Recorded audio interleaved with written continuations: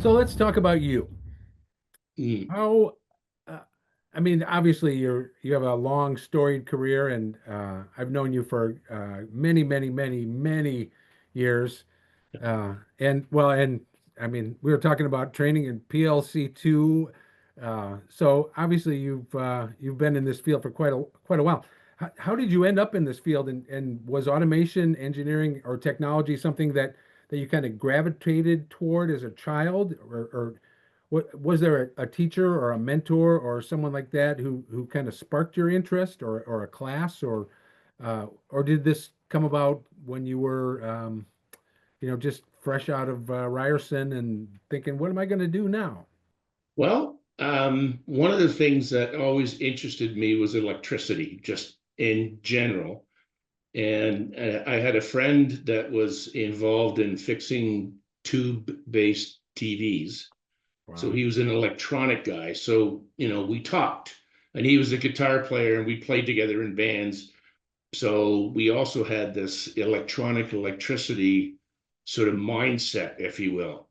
And throughout high school in Ryerson, I was involved in math, chemistry, and physics, which I gravitated to quite nicely. And when I went to Ryerson, there was three options in the electrical field. One was power, which is 13.6 kilovolts, and it's kind of like, oh God, hell no.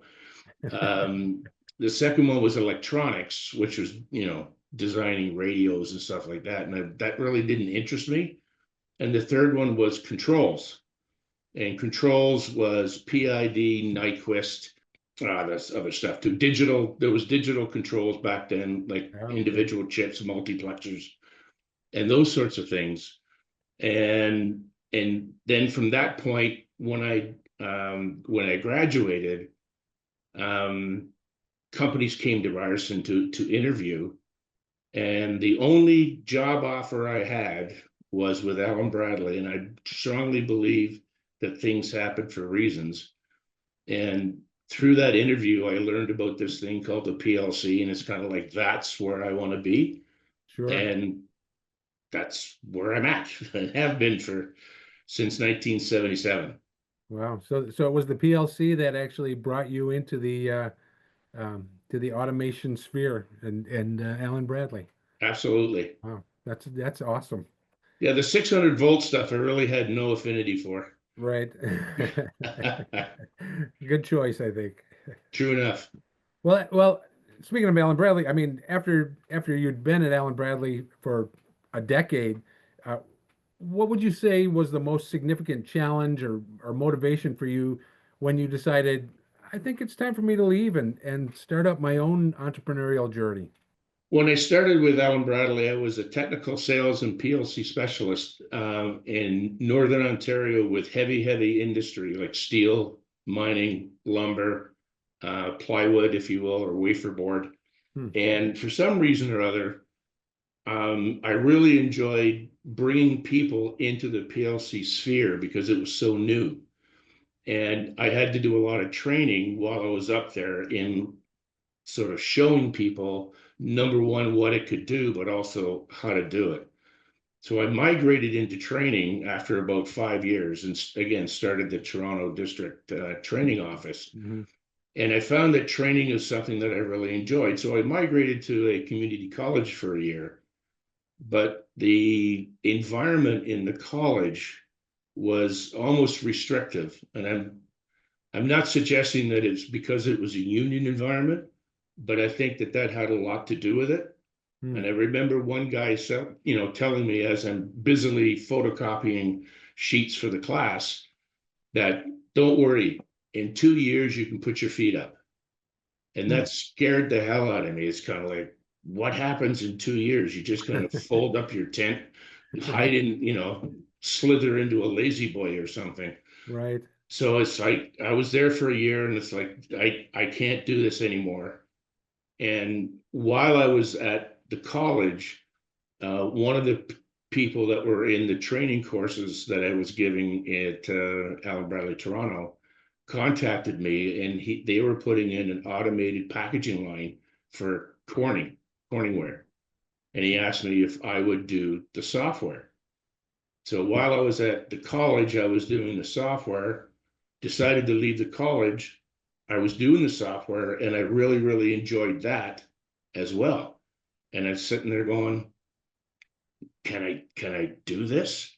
Can Right. I train people? Can I write code? Can I systems integrate, if you will, and Right. make a living out of it and a career? And that's what started the whole ball rolling. Wow. And I've had multiple projects on the go at sort of one time. I think the most I had at one time was 12. And Well, project. I'm just by myself. So Wow. it was a bit of a time management thing. So, Yeah, I but can everything, imagine. obviously, it all turned out well. Yes, for sure. For Yeah. sure. Well, you'd mentioned, about the training that you'd done. I mean, over 1,000 people Mhm. that you trained on Allen Bradley products. Was there was there a like a common struggle or what would you say would be the biggest misconception or hurdle that you saw new students struggling with? And then how did you help them to overcome that struggle?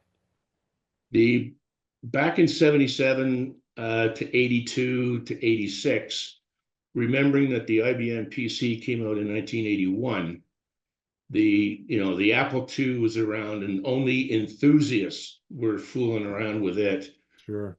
Most people in industry did not have any computer background. So the whole idea of binary and numbering systems was foreign to them. So in comes Alan Bradley, and it's kind of like, okay, you've got 16 points of IO, but they're addressed in octal. So that's base 8. So Hmm. it goes from 0 to Sure. 7 and then 10 to 17. And that concept was the hardest to get through to people, because it's a brand new concept Hmm. for them. And in fact, Alan Bradley lost a contract or proposal, if you will, because the engineer that was heading up the project came to the training course. I could not get him to understand octal addressing, and therefore Alan Bradley lost the job because of that. But I tried my damnedest. There were Sure. 16 guys in the class, 15 got it, one did not. Wow. So that was a tough go.